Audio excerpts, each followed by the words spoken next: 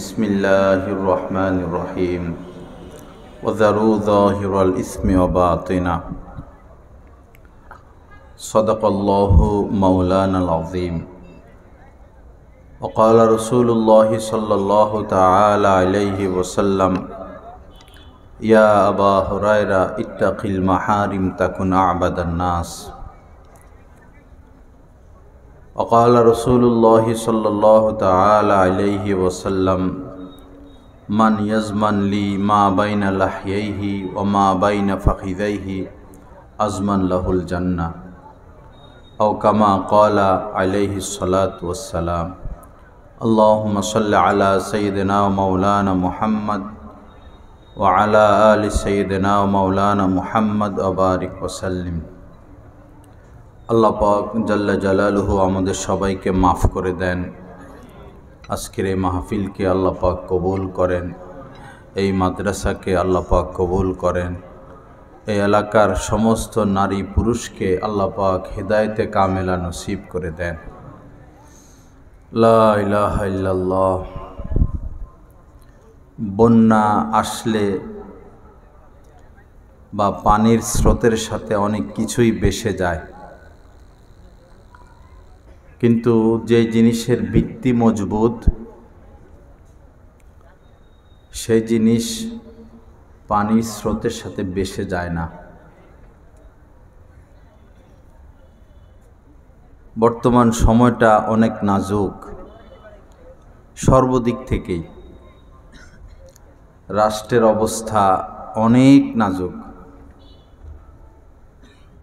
কেউ ক্ষমতায় যাওয়ার জন্য পাগল, কেউ বিদেশে বসে ষড়যন্ত্র, কেউ বা গদিতে বসে আর না ওঠার সিদ্ধান্ত। বিভিন্ন কারণেই রাষ্ট্রের অবস্থাও খারাপ, ইমানের অবস্থা আরও খারাপ।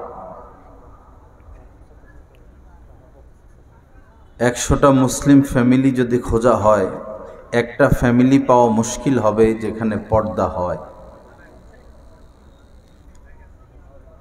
1000 মুসলিম ফ্যামিলির মধ্যে যদি গবেষণা করা হয়, একটা ফ্যামিলি পাওয়া কঠিন হবে যেই পরিবারের মধ্যে পর্দা আছে।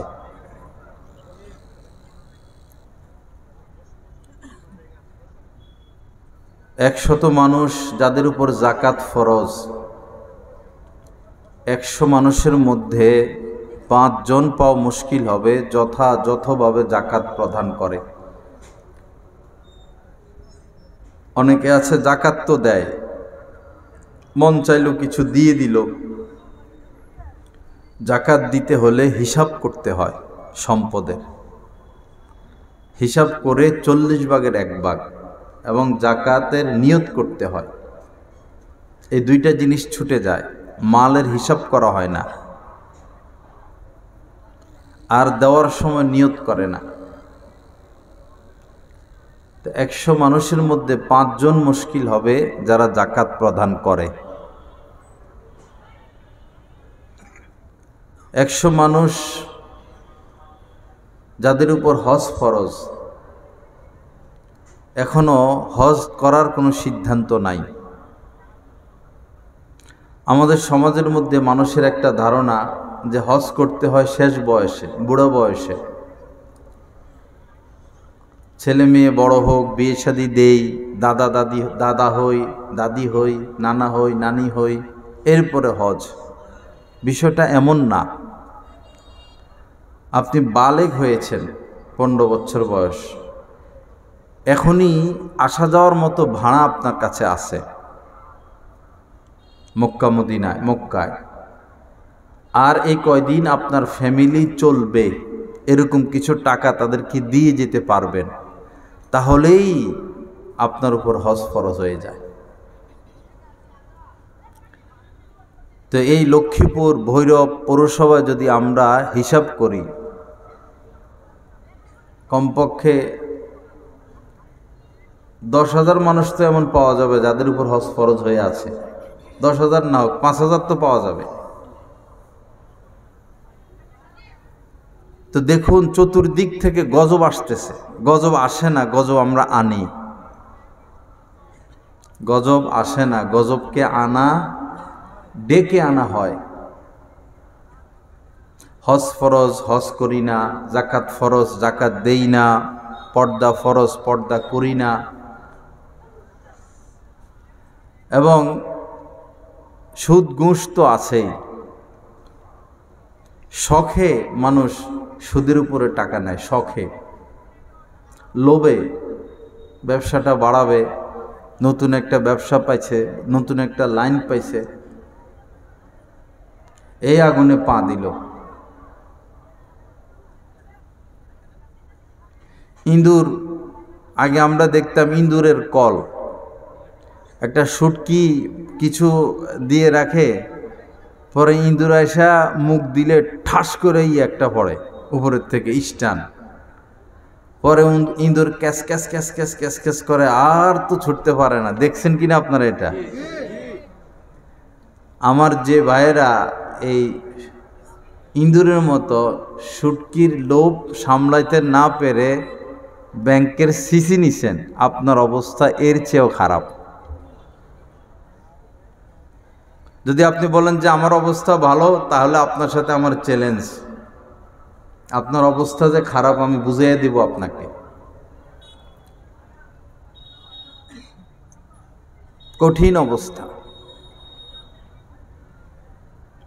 আল্লাহ পাক এই সুদ থেকে আমাদেরকে বের হওয়ার তৌফিক দান করেন।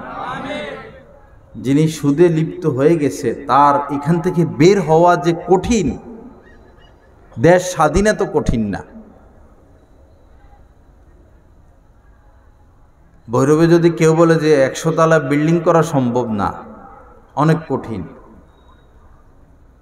অনেক কঠিন হলেও ভৈরবে 100 তলা বিল্ডিং করা সম্ভব, 200 তলা বিল্ডিং করাও সম্ভব, কিন্তু সুদ থেকে বের হওয়া কেমন যেন এর থেকেও কঠিন হয়ে গেছে। হ্যাঁ, কেউ যদি হক্কানি আলেম ওলামাদের সাথে ওতভাবে লেগে থাকে, উঠা বসা করে, ইনশাআল্লাহ সে বের হতে পারবে। আল্লাহ পাক সহি বুঝ দান করেন।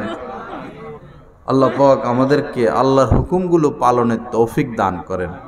বাবা, বিপদ চলে আসলে অনেকেই প্রশ্ন করে যে গাজার এই অবস্থা, আল্লাহ কিছু করে না কেন? অনেকের প্রশ্ন, গাজায় এই অবস্থা, আল্লাহ কিছু করে না কেন? ভাই, আল্লাহ কি করবে? আল্লাহ তো সব আগেই বলে দিয়েছেন, এই করলে এই হবে, ওই করলে ওই হবে। আল্লাহ তো সব ক্লিয়ার আগে করে দিয়েছেন। এত বিপদ গাজায়, এখনো মেয়েরা শার্ট প্যান্ট পরে, ইয়াং মেয়েরা। এখনো গাজার যে চিত্রগুলো আসে, দেখা যায় মুখে দাড়ি নাই, নামাজের খবর নাই, পর্দার খবর নাই। স্বাধীনতার পর থেকে এ পর্যন্ত ভালোই আছি আমরা, ভালো মন্দ মিলেয়া, কিন্তু এই সমস্যাগুলো যদি আমরা দূর না করি, এমন বিপদ আসবে বাবা, তখন হাদিসে আছে বুজুর্গরা, ওলিরা দোয়া করবে, আল্লাহর খাস ওলি যারা, তারা দোয়া করবে, তাদের দোয়া আল্লাহ কবুল করবে না। এই পর্যায়ে আমরা চলে যাচ্ছি।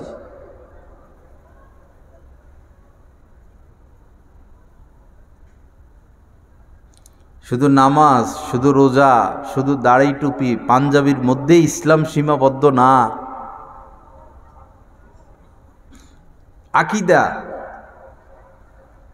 আকিদা, বিশ্বাস। ভালো ভালো মানুষ নামাজ পড়ে, কিন্তু নবীজির সাথে বিদ্বেষ, কোরআনের সাথে বিদ্বেষ, আলেমদের সাথে বিদ্বেষ। আলেমরা নিরীহ, অল্প হাদিয়ায় থাকে, মানুষ তাদের উপর কর্তৃত্ব চালায়, নেতৃত্ব চালায়।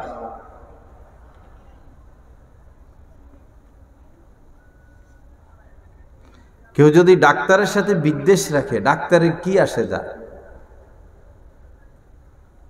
ডাক্তার যিনি ডাক্তার তার কাছে রুগী যেতে হবে, বিদ্বেষ রাখলে হবে না। সমাজের মধ্যে যেমন ডাক্তারের প্রয়োজন, যেমন ইঞ্জিনিয়ারের প্রয়োজন, যেমন শিক্ষিত লোকের প্রয়োজন, তেমনই ভাবে বরং এর থেকে বেশি প্রয়োজন একজন আলেমের। বাবা আলেম বিদ্বেষী না হয়, দুই চারজন খারাপ কিছু করে বসতে পারে, দু চারজনের দ্বারা দুই একটা অপরাধ সংগঠিত হতে পারে, তার মানে তো সবাই খারাপ না।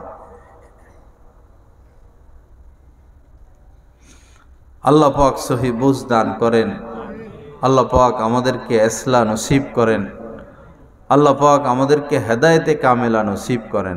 চতুর্মুখী ষড়যন্ত্রের চাপে বাংলাদেশ। আমি চিন্তা করে দেখলাম দেশকে কে ভালোবাসে? হব্বুল ওয়াতানি মিনাল ঈমান, সনদগত দিক থেকে দুর্বলতা থাকলেও কেউ কেউ হাদিস হিসাবে বর্ণনা করেছেন হব্বুল ওয়াতানি মিনাল ঈমান, দেশকে নিজের জন্মভূমিকে ভালোবাসা এটা ঈমানেরই একটা বিষয়। নবীজি যখন মক্কায় চলে আসেন, মক্কায় থাকার মতো পরিবেশ নাই, তো নবীজি বারবার মক্কার দিকে তাকিয়েছেন, ফিরে ফিরে মক্কার দিকে তাকিয়েছেন। আল্লাহর গড় এখানে, নবীজির জন্ম এখানে, আরাফার ময়দান এখানে, ইব্রাহিম আলাইহিস সালামের তামাম স্মৃতি এখানে, হাজরে আসওয়াদ এখানে, মাকামে ইব্রাহিম এখানে, জমজমের কূপ এখানে, কত নিয়ামত। এত নিয়ামত ছেড়ে যখন যাচ্ছেন বারবার মক্কার দিকে ফিরে তাকিয়েছেন, এর দ্বারা বোঝা যায় নিজের জন্মস্থানের প্রতি নবীজির কতটা মহব্বত ছিল। আজ হিসাব যদি করি, চিন্তা যদি করি, কাদের অন্তরে দেশের ভালোবাসা আছে? যে রাজনৈতিক দলগুলো প্রচলিত, কারা দেশকে ভালোবাসে? তাদের ভিতরে দেশের ভালোবাসা না চেয়ারের ভালোবাসা, গদির ভালোবাসা?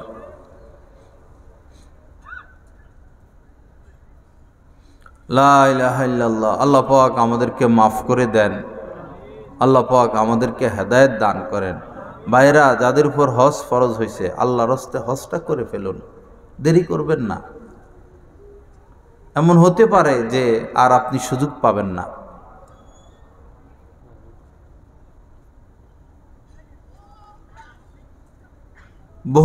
বহু ধনী মানুষ আমাদের চোখের সামনে দিয়ে চলে যাচ্ছে, হজ করবে, সুযোগ করতে পারে নাই, হজ করার হলো না। বহু মানুষ হাত থেকে টিকিট কেটে ফেলে, বিমানে উড়বে আর যাবে, একটা সমস্যা হয়ে গেছে। আল্লাহ তৌফিক দেন নাই, সে চায় নাই। দুনিয়া নিয়ে বেশি ব্যস্ত না হওয়া, আল্লাহকে নিয়ে ব্যস্ত থাকা।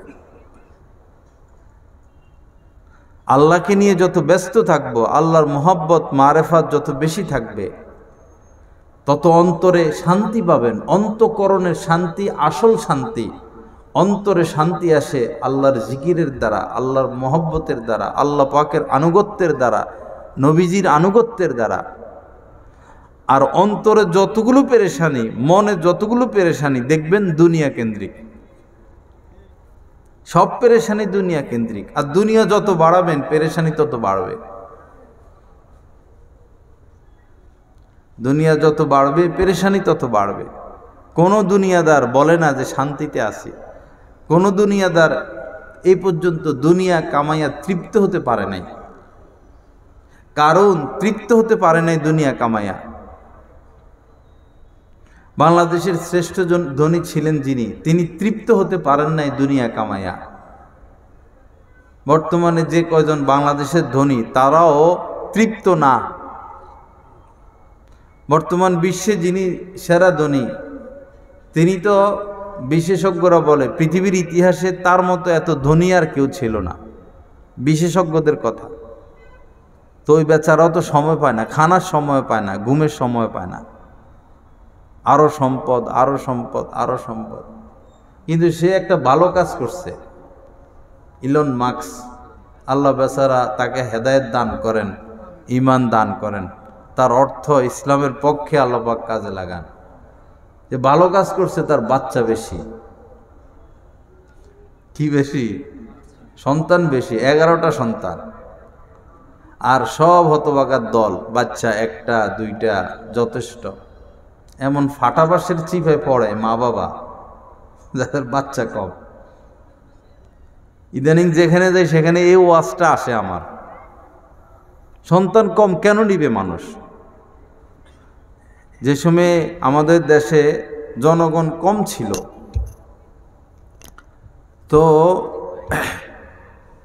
এরকম মানুষ মারা যাবে, তো মারা যাওয়ার সময় কে তোমার কি খাইতে মন চায়? কয় আমার কমলা খাইতে মন চায়। পুরা গ্রামে কমলা নাই, পুরা ইউনিয়নে কমলা নাই, পুরা থানায় কমলা খুঁজে পাওয়া যেত না। আর এখন আপনি আনাসে কানাসে বাংলাদেশের যেখানে যান কমলার অভাব আছে, আপেলের অভাব আছে, মালটার অভাব আছে। ড্রাগন ফল এটা আইসে কয়দিন হয়েছে? 3-4 বছর। অভাব আছে ড্রাগন ফলের। রূপালী আম এটা আসছে কয় বছর হয়েছে? 3-4 বছর, 5 বছর।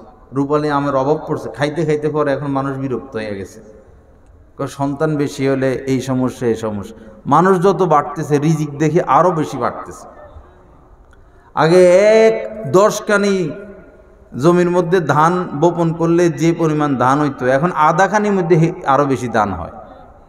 প্রযুক্তি।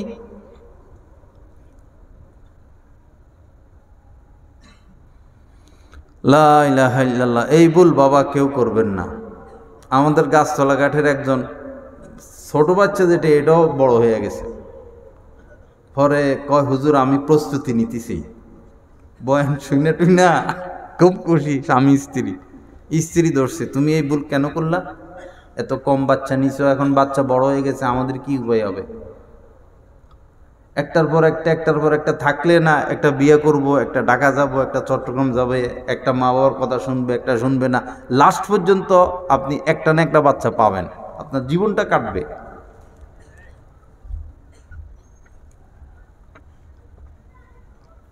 বিয়ে শাদীর ক্ষেত্রে নবীজি স্পষ্ট ভাষায় বলেছেন, তাজাওয়াজুল ওয়াদুদা ওয়াল ওয়ালুদ।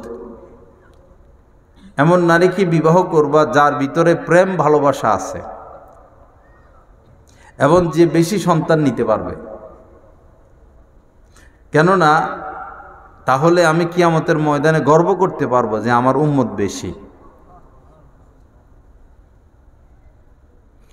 আল্লাহ পাক জাল্লা জালালু আমাদেরকে মাফ করেন, আমাদেরকে কবুল করেন, আমাদেরকে ইসলাহ আর তাসকিয়া নসিব করেন। আপনারা তো কয়েকজন বসছেন, আমি তো মনে করছি মাহফিল শেষ। প্রধান অতিথির পরে আর মানুষ বসে না। আর ওই যে বলছি জোয়ারের সাথে বাইসা যায়, যে সময় যেটা মার্কেটে চলে, এখন মার্কেটে চলে হয় চিল্লানি অথবা সুর, দুইটার একটা। ভাইরাল হইতে হইলে 3 জিনিস লাগে, হয় চিল্লাইতে হবে পাগলের মতো, অথবা সুর থাকতে হবে কুকিলা, আরেকটা হলো ভিডিও মাস্ক, ফটো ভিডিও। এই 3টা ছাড়া কেউ ভাইরাল হইতে পারবে না। আর কলা গাছ একটাও যদি ভাইরাল হয়, তার মাহফিলও 50,000 লোক আসবে। যারা সুন্নত শরীয়ত মোতাবেক চলবে, সুন্নতের গণ্ডি মোতাবেক চলবে, তাদেরকে আর কে পাত্তা দিবে?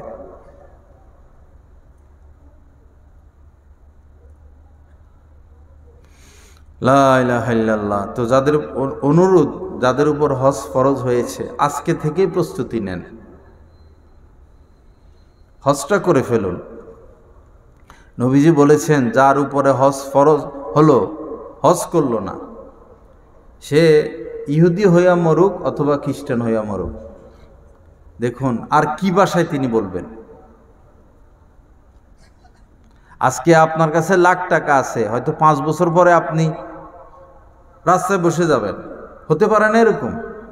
আজকে আপনার কাছে হজ করার মতো টাকা আছে, 5 বছর পরে আপনি ব্যবসায় মাইরও খাইতে পারেন। তখন আপনি হাজার আফসোস করলেও তো আর কাবা চোখে দেখবেন না, আপনি এখন ঋণী হয়ে গেছেন।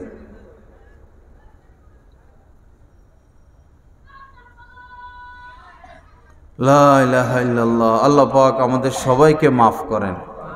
এরপরে এই এখন আরেকটা প্রবণতা হলো ঘোরাঘুরির প্রবণতা। এই দুবাই চলে যায়, এই কোথায় কোথায় চলে যায়। আল্লাহর বান্দাদের উমরায় যাওয়ার কোনো শখ দেখা যায় না, মদিনার প্রতি ভালোবাসা নাই। যারা আপনারা এই কাশ্মীর চলে যান, এমনি খামোখা ঘুরতে যায়,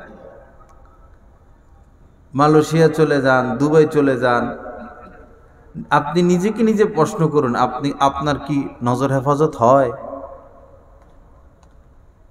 দুবাইকে কেউ ইসলামী রাষ্ট্র বলবে? ইসলাম আছে?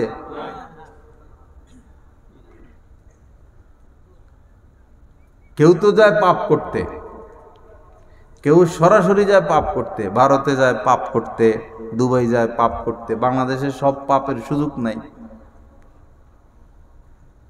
আর যারা দেখতে যায় তারাও তো পাপ মুক্ত না।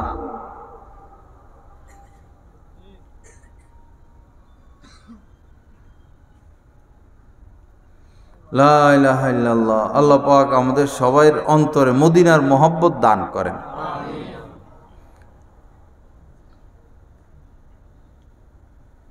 মদিনায় না গেলে শহরের মজা পাবেন না।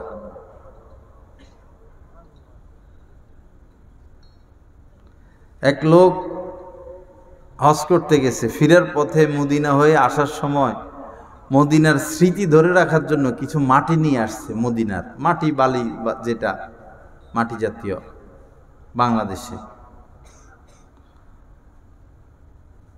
পরে দেশে আসার পরে দেখে যে মাটি এটা গলে গেছে, ভিজে গেছে, কাদা মাটি হয়ে গেছে। পরে সে বলল, মাটিগুলো তো আমি শুকনো নিয়েছিলাম, আমার ব্যাগে রাখছি, মাটি ভিজে গেল কেন? সাথে সাথে মাটির থেকে আওয়াজ আসছে, আল্লাহু আকবার। আল্লাহ চাইলে কি না হয়, মাটির থেকে আওয়াজ আসতেছে। মাটি বলতেছে, তুমি আমাকে মদিনা থেকে সরিয়ে নিয়ে এসেছ, আমি মদিনার সাথে ছিলাম, রাসূলের শহরের সাথে ছিলাম, রাসূল যে শহরের শোয়া, আমি সেই শহরের মাঠে ছিলাম, তুমি আমাকে সেই শহর থেকে বঞ্চিত করেছ। আমি যে ভিজে গেছি, এটা আমার বিরহ যন্ত্রণার চোখের পানিতে।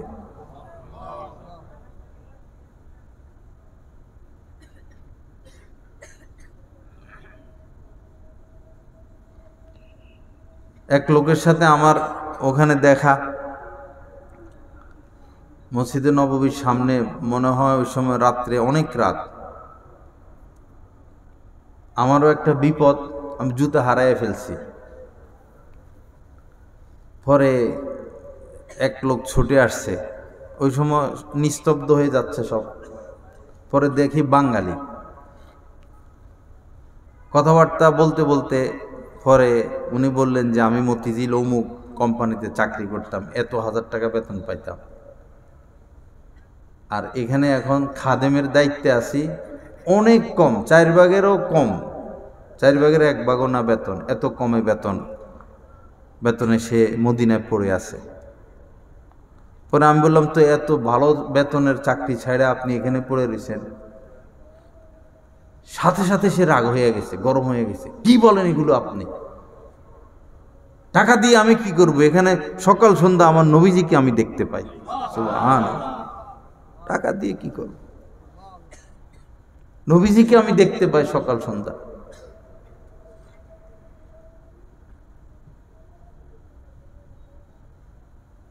কোথায় নবীর মহব্বত আমাদের? নবীর সুপারিশ ছাড়া বাবা উপায় নাই, নবীর সুপারিশ ছাড়া উপায় নাই। যে যাই হোক, আখের রাসূলের সুপারিশ লাগবে। এজন্য বেশি বেশি দুরূদ শরীফ পড়া এবং সুন্নত মোতাবেক চলা। জোয়ারে বেশে না যাই, জোয়ারের সাথে বেশে না যাই। জোয়ার চলতেছে সব দিক দিয়া,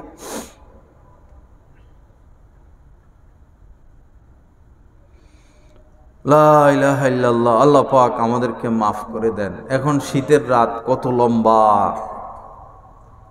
কেউ যদি 10টার দিকে ঘুমাইয়া যায়, পরে আপনাতেই 4টার দিকে ঘুম ভেঙে যাবে। 11টা, 12টা, 1টা, 2টা, 3টা, 4টা পর্যন্ত 6 ঘন্টা ঘুম হয়। শেষ রাত্রে উঠার লোক তো এখন আর নাই। শেষ রাত্রে কান্নাকাটির লোক এখন আর নাই, খুব কম। প্রথম প্রথম কষ্ট হবে, অভ্যাস করতে পারলে আর আপনি শেষ রাতে ইবাদত ছাড়তে পারবেন না। কি মজা আল্লাহ পাক এই শেষ রাত্রের ইবাদতের মধ্যে রাখছেন, কি মজা আল্লাহ পাক কান্নাকাটির মধ্যে রাখছেন, কি মজা গোপনে আল্লাহ পাকের দরবারে সেজদার মধ্যে রাখছেন।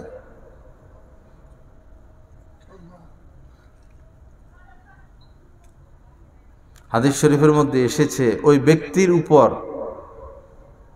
আল্লাহ পাক রহম করেন, দয়া করেন, অনুগ্রহ করেন। ওই ব্যক্তির প্রতি আল্লাহ পাক রহমতের সমস্ত দরজা খুলে দেন, যে শেষ রাত্রে উঠে তাহাজ্জুদের নামাজ পড়ে, স্ত্রীকে জাগায়, স্ত্রী যদি না উঠে স্ত্রীর মুখে পানি ছিটিয়ে দেয়, অর্থাৎ যে কোনোভাবে স্ত্রীকেও জাগিয়ে তোলে। এই লোকের প্রতি আল্লাহ পাক দয়া করেন, আল্লাহ তার উপর খুশি হয়ে যান।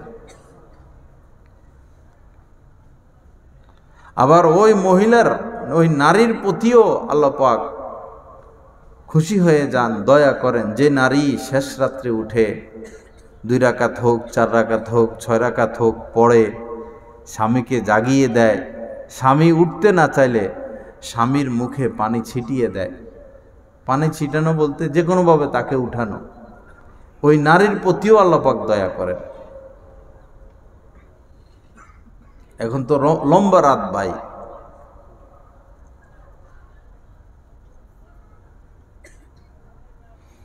লা ইলাহা ইল্লাল্লাহ। গোপনে সবার কিছু আমল থাকা দরকার, গোপনে, একদম গোপনে, স্ত্রীও জানবে না, আপনি আর আপনার রব, আর কেউ জানবে না। এরকম কিছু আমল আমাদের সবার থাকা উচিত।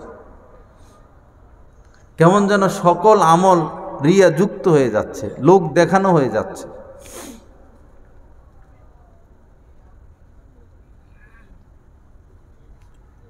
শেষ রাত্রে উঠার তৌফিক না হলে অন্তত শোয়ার আগে আপনার খাটে বসেই বা আপনার রুমের চেয়ারে বসা বা শুয়ে তো জামুই, বস কয়েকবার ইস্তেগফার করা। হাদিস শরীফের মধ্যে এসেছে, শোয়ার আগে যদি কেউ আস্তাগফিরুল্লাহাল্লাযী লা ইলাহা ইল্লা হুয়াল হাইয়ুল কাইয়্যুম ওয়া আতুবু ইলাইহি, এই ইস্তেগফারটা 3 বার পড়ে শোয়ার আগে, ঘুমের আগে, তার গুনাহ যদি পৃথিবীতে যতগুলো গাছ আছে, এই গাছে যতগুলো পাতা আছে, তার গুনাহ যদি এই পরিমাণও হয়, আল্লাহ পাক তার সমস্ত গুনাহ মাফ করে দিবেন। আল্লাহর জাহান্নামে যাক, এটা তো আল্লাহ পাক চান না। আল্লাহ পাক এটা চান না তার কোনো বান্দা জাহান্নামে যাক। লা ইন শাকারতুম, হ্যাঁ, মা ইয়াফআলুল্লাহু বিআযাবিকুম ইন শাকারতুম ওয়া আমানতুম। এরকম না আয়াত? মা ইয়াফআলুল্লাহু বিআযাবিকুম, আল্লাহ পাক তোমাদেরকে শাস্তি দিয়ে কি করবেন যদি তোমরা ঈমান আনো এবং শুকরিয়া আদায় করো। কেন তিনি শাস্তি দিবেন? এই শাস্তি থেকে বাঁচানোর এই সহজ সহজ রাস্তা, শোয়ার আগে 3 বার ইস্তেগফার পড়া। শোয়ার আগে শুধু ওইটা নিয়েই সবাই শোয়, ওইটাই শেষ করছে আমাদেরকে।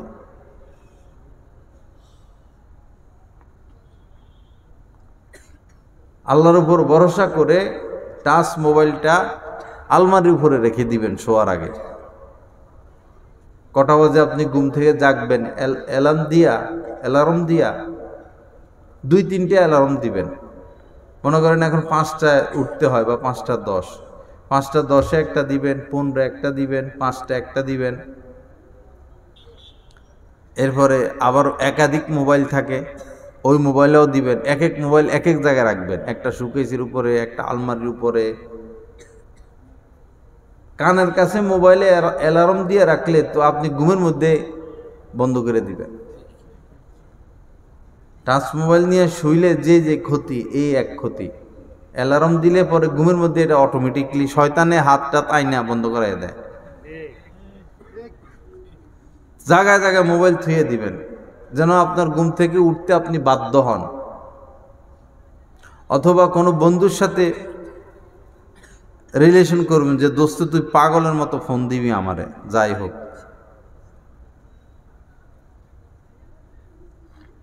আমি ছোটকালে ওই সময় মনে হয় নাবালেগ ছিলাম, তো উঠতে পারতাম না। তা আলেম ওলামা আমার পছন্দ ছিল, ওয়াজে যাইতাম। তো কেমনে ফজর পড়বো? পরে এই আবার কেউরে যদি বলি যে আইসা আমার জাগাইবা, তাহলে সবাই জাগবে, অন্যদের ক্ষতি হবে, অন্যরা পড়বে কি পড়বে না, বিভিন্ন বিষয়।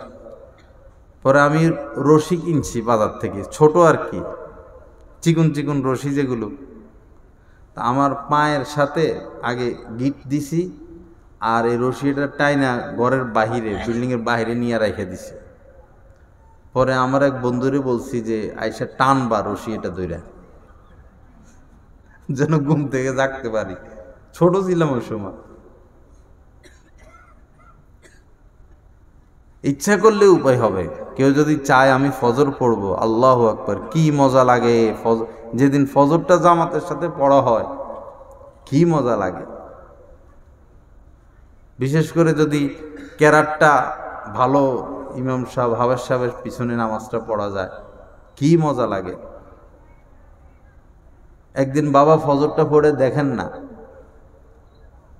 জামাতের সাথে একদিন ফজরটা পড়েন, এরপরে দেখেন সারাটা দিন আপনার কত শান্তিতে যায়। 8টা 9টা 10টা পর্যন্ত ঘুমিয়ে থাকি, শান্তি তো লাগে না। ফজর পড়ে আবার ঘুমাবেন প্রয়োজনে। ফজরের আগে যে বাতাস, ফজরের পরের যে পরিবেশ, হাজার ভিটামিন ওষুধের মধ্যে এটা নাই।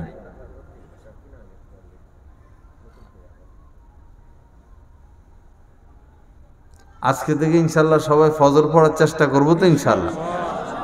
আল্লাহ তৌফিক দান করেন। পড়ে দেখেন কি মজা।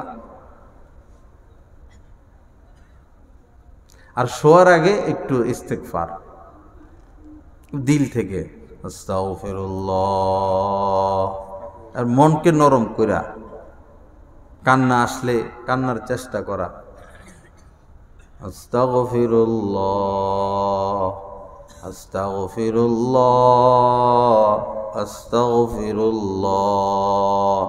অর্থের দিকে খেয়াল করলেন, আল্লাহ আমাকে মাফ করে দেন। আস্তাগফিরুল্লাহ আস্তাগফিরুল্লাহ। অবিল আসহারি হুম ইয়াস্তাগফিরুন। যারা আল্লাহ ওয়ালা, আল্লাহর ওলি, তাদের এক আলামত আল্লাহ পাক বলেছেন যে তারা শেষ রাত্রে ইস্তেগফার করে। শেষ রাত্রে, এখন শেষ রাত্রে না পারলে অন্তত শুরুর রাত্রে আল্লাহর কাছে মাপ চাইলাম, মুআমেলা সাফ করলাম। বহু মানুষ এমন, স্বামী স্ত্রী একসাথে শুইছে, পরে হয় স্বামী চলে গেছে অথবা স্ত্রী চলে গেছে দুনিয়ার থেকে। মনে করেন স্বামী চলে গেছে, পাশে স্ত্রী শোয়া, স্ত্রীর খবর নাই। কিছুদিন আগে খবর পাইছি যে স্বামী স্ত্রী শুইছেন, তো স্বামী মসজিদে যাওয়ার সময় স্ত্রীকে জাগাইয়া গেছেন, এই উঠো উঠো। আসলে আরো আগে চলে গেছে তিনি, উঠো উঠো নামাজ পড়ো কয়েকবার জাগাইয়া তিনি চলে গেছেন। পরে যাইয়া নামাজ পড়ছেন, ঘোরাফেরা করছেন, চাটা খাইছেন, বাসায় আইসাদে আরে বকা দিছে, এত করে জাগায় গেছি এখনো উঠে নাই, এই উঠো না কেন, রাগ করছেন, নাচ রাস্তা বানায় নাই। পরে আবার উঠে না, শরীর ধইরা ধাক্কা দিতে চাইছেন, পরে শরীর ধইরা দেখে যে শক্ত হয়ে গেছে। কার কখন প্রাণবায়ু বের হয়ে যায় বাবা, আজরাইল মালাকুল মাউত বলে কহে আসবে না। পাপ তো জীবনে কম করি নাই, ঘোরাফেরাও কম করি নাই, আমোদ ফুর্তিও কম করি নাই, আর কত। চতুর্দিক থেকে বাংলাদেশের উপর বিপদ আসতেছে।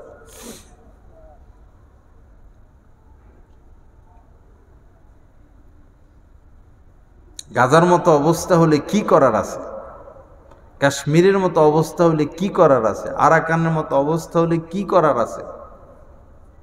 তওবা করি, ইস্তেগফার করি, আল্লাহওয়ালা আলেমদের সাথে উঠা বসা করি, স্রোতের সাথে বেশে না যাই। লা ইলাহা ইল্লাল্লাহ। আল্লাহ পাক আমাদের সবাইকে মাফ করে দেন। আল্লাহ পাক আজকের এই মাহফিলকে কবুল করেন। আল্লাহ পাক আমাদেরকে গুনাহ মুক্ত জিন্দেগি নসিব করেন। যাই হোক, কথা শেষ। তো যে কথাগুলো আলোচনা হলো, যে যাদের উপর হজ ফরজ হয়েছে, আজকেই এখনই সিদ্ধান্ত নেই, টাকা পয়সার ব্যবস্থা করি, হজ করে ফেলি। হজের তৌফিক নাই, ফরজও হয় নাই, তাহলে উমরার প্রস্তুতি নেই, উমরা করে ফেলি। কমপক্ষে একবার প্রতি বছর উমরা করা চাই। ওই জায়গার পরিবেশই ভিন্ন, ইমান তাজা করে নিয়ে আসবেন। তবে হজ উমরায় এই আল্লাহওয়ালা আলেমদের সাথে যাওয়া, তখন বেশি ফায়দা হয়। ওইখানে যাইয়াও বন্ধু বান্ধব, আত্মীয় স্বজন, মার্কেটিং এই কইরা ওই জায়গার সময়ও শেষ। ঘোরাফেরা, ঘোরাঘুরির এই চরিত্রটা দূর করা উচিত। ঘুরতে বলছেন আল্লাহ পাক কোরআনে, ফাসিরু ফিল আরদে ফানজুরু আম্মান কাইফা কানা আকিবাতুল মুকাজ্জিবিন। আল্লাহ পাক বলছেন যে সফর করো আর দেখো মিথ্যাবাদীদের পরিণতি কি হয়েছে। সেই ফেরাউনের এরিয়া, সেই কারুনের এরিয়া, কওমে লুতের এরিয়া, যেখানে যেখানে আল্লাহ পাকের গজব আসছে, এগুলো এখনো আছে। শিক্ষা গ্রহণ করা।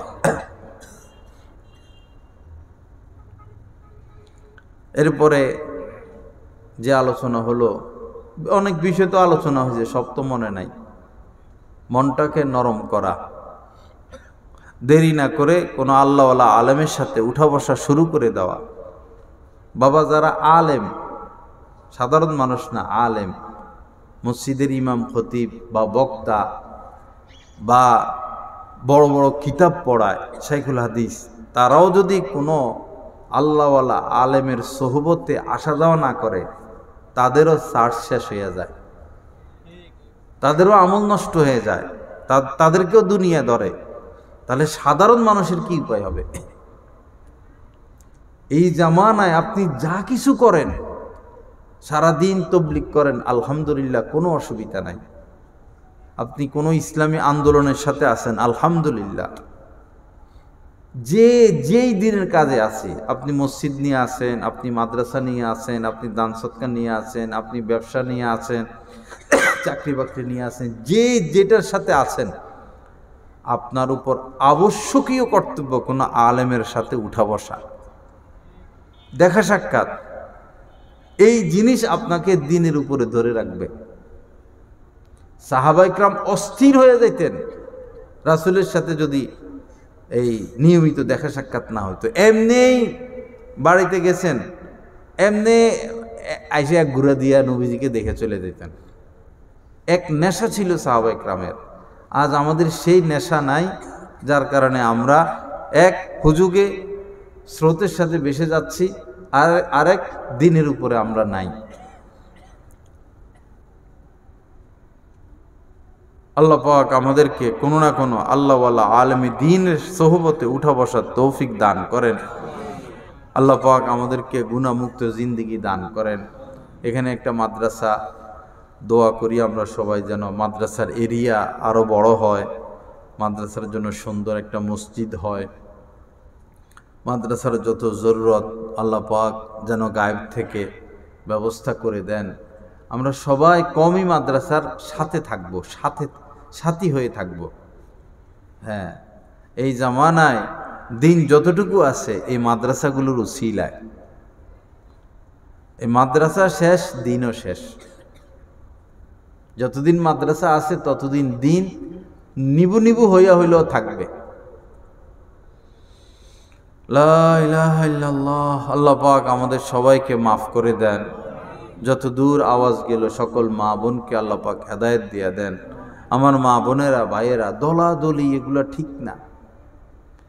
আমাদের এই ভৈরবে কত দল, কেউ ওহাবি, কেউ সুন্নি, কেউ আটরশি, কেউ মাইজভান্ডারি, কেউ এটা কেউ এটা। ভাই, দল দিয়ে কি করবেন? আপনি নামাজে না পড়বেন 5 ওয়াক্ত, আপনার দলের দরকার কি? আপনি সহি শুদ্ধভাবে কোরআনটা শিখেন, আপনার উপর হজ ফরজ হজ করেন, আপনি মহিলা, আপনার উপর পর্দা ফরজ আপনি পর্দা করেন। আপনি দল দিয়ে কি করবেন?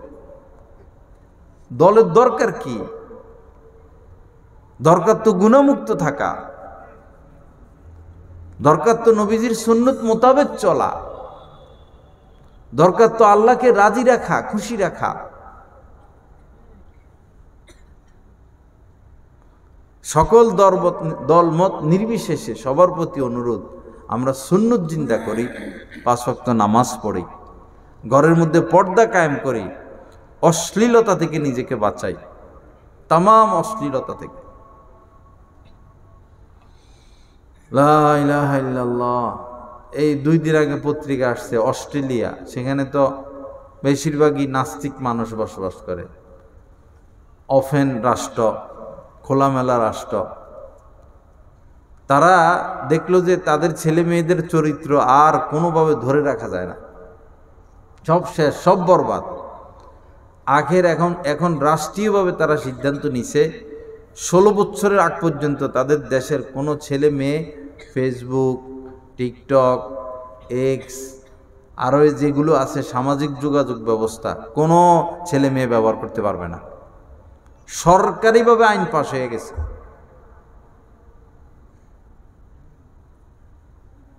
আর আলেম ওলামা তো এই বিষয়গুলো নিয়ে আরো 10 বছর আগ থেকে বলে আসতেছে। নিজে বাঁচি, নিজের ছেলে মেয়েকে বাঁচাই। কু আনফুসাকুম ওয়া আহলিকুম নারা।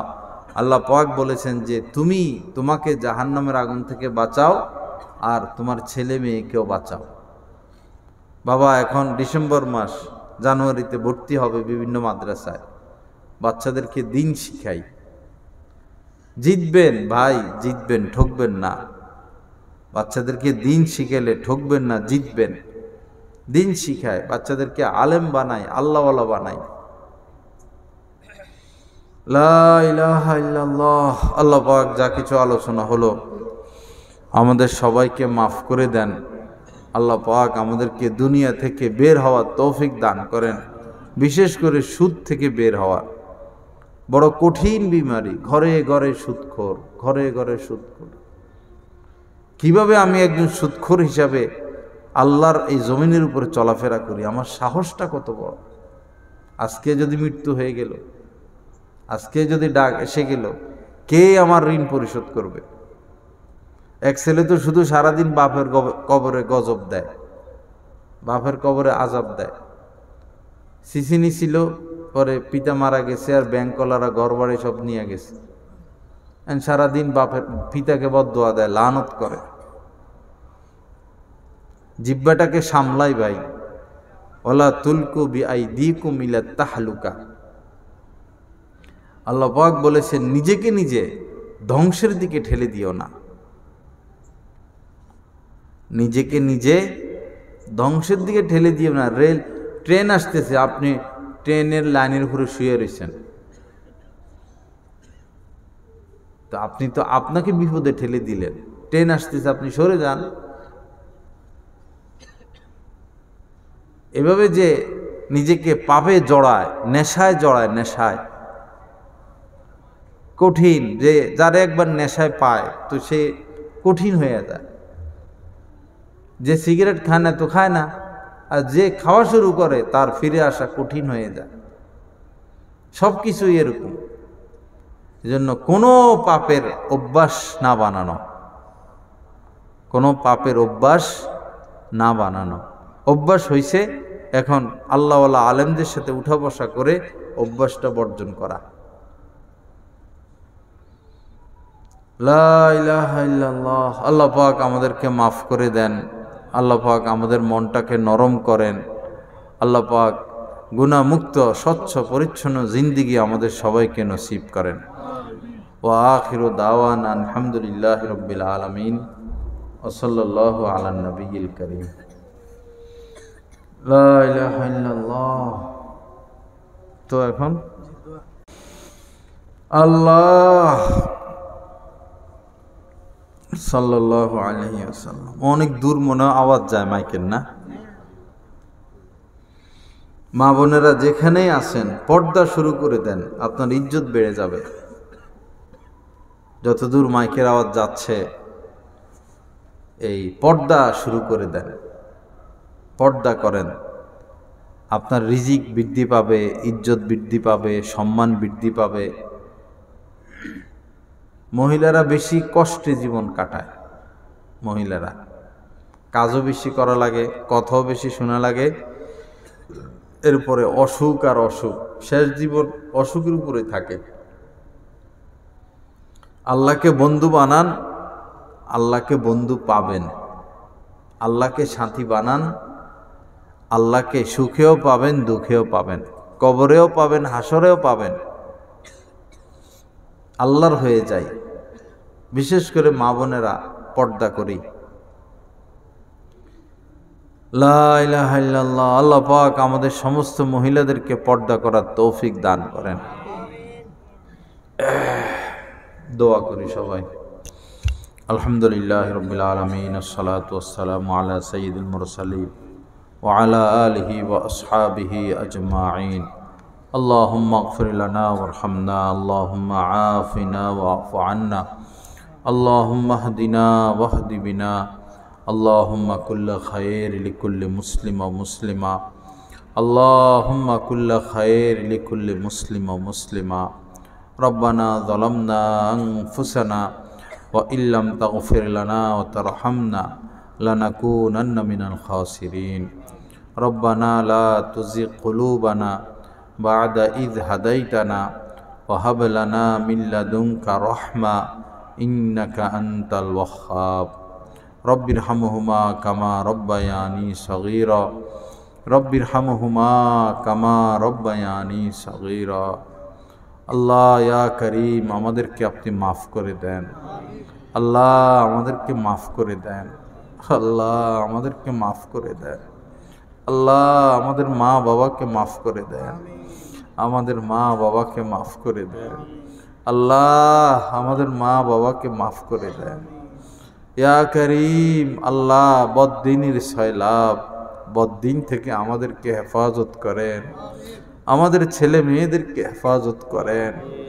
আল্লাহ এই ছেলে মেয়েদের জন্য আমাদের কত পরিশ্রম, কত চেষ্টা, কত আশা, এরে যদি বদ্দিন হয়ে যায়, আয় আল্লাহ গুমরা হয়ে যায়, নষ্ট হয়ে যায়, এর চেয়ে বড় দুঃখ, এর চেয়ে বড় মুসিবত দুনিয়াতে আর কি হতে পারে। আল্লাহ আমাদের সন্তানদেরকে দিন শিখানোর তৌফিক দান করেন।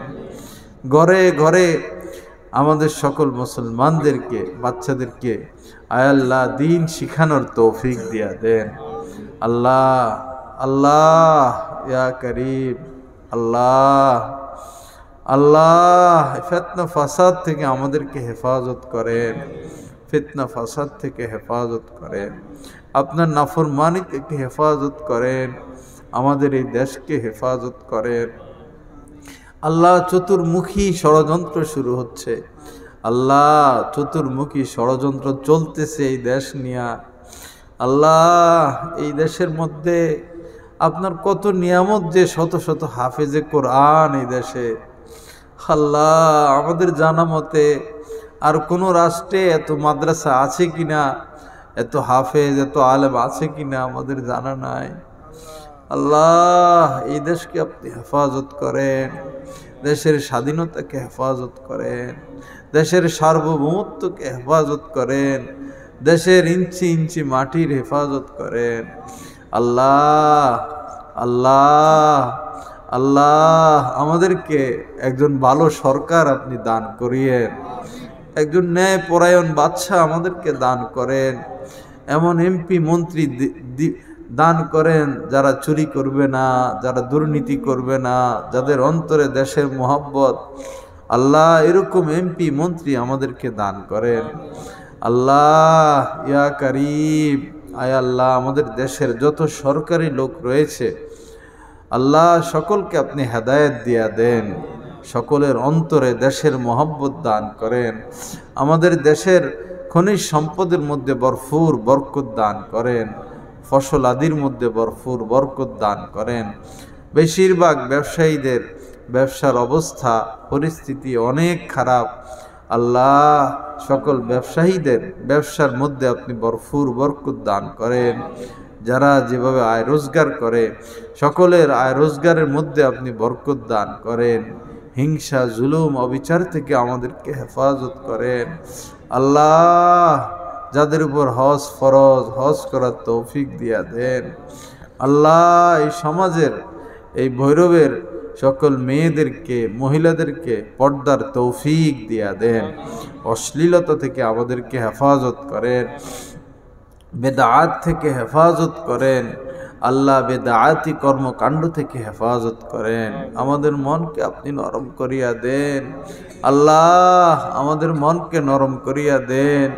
আল্লাহ হক্কানি আলেম ওলামার সাথে উঠা বসার তৌফিক দিয়া দেন। এই লক্ষ্মীপুরের ঘরে ঘরে আপনি হাফেজ দান করেন। আল্লাহ ঘরে ঘরে আলেম দান করেন। এই ভৈরবের প্রত্যেক ফ্যামিলির মধ্যে আপনি আলেম দান করেন। আল্লাহ আল্লাহ সকল যুবক ছেলেদেরকে হেদায়েত দিয়া দেন, যুবকদেরকে হেদায়েত দিয়া দেন। নেশা থেকে, মোবাইলের অশ্লীলতা থেকে যুবকদের চরিত্রের আপনি হেফাজত করেন। আল্লাহ দুর্নীতি থেকে, লুটপাট থেকে, সুদ থেকে, ঘুষ থেকে আমাদেরকে বেঁচে থাকার তৌফিক দান করেন। আজকের এই মাহফিলকে আপনি কবুল করেন, এই মাদ্রাসাকে কবুল করেন, আমাদের কমলপুর মাদ্রাসাকেও কবুল করেন। ভৈরবে যতগুলো মাদ্রাসা আছে প্রত্যেকটা মাদ্রাসাকে আপনি কবুল করেন। আল্লাহ অনেক ভাইয়েরা দান সৎকা করেছেন এই অনুষ্ঠানে, এই মাদ্রাসায়, সকলের সকল দানকে আপনি কবুল করেন। এই মাদ্রাসার সকল কমিটি, আসাতেজা, তোলাবা, জমিদাতা, আয় আল্লাহ যারা যেভাবে সহযোগিতা করে সবার নাজাতের আপনি ফয়সালা করে দেন, সবাইকে আপনি উত্তম জিন্দিগি নসিব করেন। আল্লাহ আমাদের জন্য হালাল রিজিকের ফয়সালা করে দেন। আল্লাহ হালাল রিজিকের ফয়সালা করে দেন। আল্লাহ উত্তম জিন্দিগির ফয়সালা করে দেন। সকল ঋণগুলো পরিশোধের ব্যবস্থা করে দেন। আল্লাহ আমাদের ঋণগুলো পরিশোধের ব্যবস্থা করে দেন। আল্লাহ উত্তম জিন্দিগি আমাদেরকে দান করেন, সুন্দর জিন্দিগি আমাদেরকে দান করেন। মানুষের সাথে ভালো ব্যবহারের তৌফিক দিয়া দেন।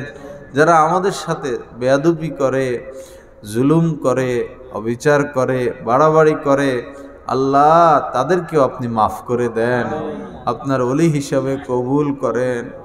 আল্লাহ আমাদের গাজার মুসলমানদের প্রতি আল্লাহ আপনি দয়া করেন, তাদের গুনাহগুলো মাফ করে দেন। ফিলিস্তিনের সকল মানুষের গুনাহগুলো মাফ করে দেন। আমরা দোয়া ছাড়া আর কিছু আমাদের করার নাই। আমরা যে সেখানে যাব, জিহাদ করব, সেই রাস্তাও নাই। টাকা পয়সা পাঠাবো, সেই রাস্তাও নাই। আল্লাহ দোয়া ছাড়া আমরা আর কি করব? আল্লাহ শিশু বাচ্চা রাত্রে ঘুমায়, এই ঘুমের মধ্যে তাদের উপর বোমা হামলা। আল্লাহ তাদের ওই কষ্ট, তাদের সেই আত্মচিৎকার, তাদের যন্ত্রণা আমাদের চেয়ে হাজার হাজার কোটি গুণ আপনি জানেন, দেখেন। আল্লাহ এই ইহুদি সম্প্রদায় আপনার বহু নবী রাসূলকেও হত্যা করেছিল। এই ইহুদিরা সারা বিশ্বের মধ্যে ষড়যন্ত্র করে যাচ্ছে। এদের ষড়যন্ত্র থেকে বিশ্ববাসীকে আপনি নাজাত দান করেন, এদেরকে সমূলে আপনি ধ্বংস করে দেন, এদের উপর আপনি গজব নাজিল করেন। কোনো আবাবিল পাঠাইয়া মজবুত শক্তিশালী মুজাহিদিন দের কাফেলা পাঠাইয়া আপনি এদেরকে ধ্বংস করে দেন। ওই কাফেলায় আমাদেরকেও শরীক থাকার তৌফিক দান করেন, আমাদের সন্তানদেরকেও শরীক থাকার তৌফিক দান করেন। আল্লাহ, আমাদের দেশে অনেক ষড়যন্ত্র, আমাদের দেশ নিয়ে অনেক ষড়যন্ত্র, এই শান্তির দেশটাকে আপনি হেফাজত করেন, ষড়যন্ত্রকারীদেরকে সমূলে আপনি ধ্বংস করে দেন।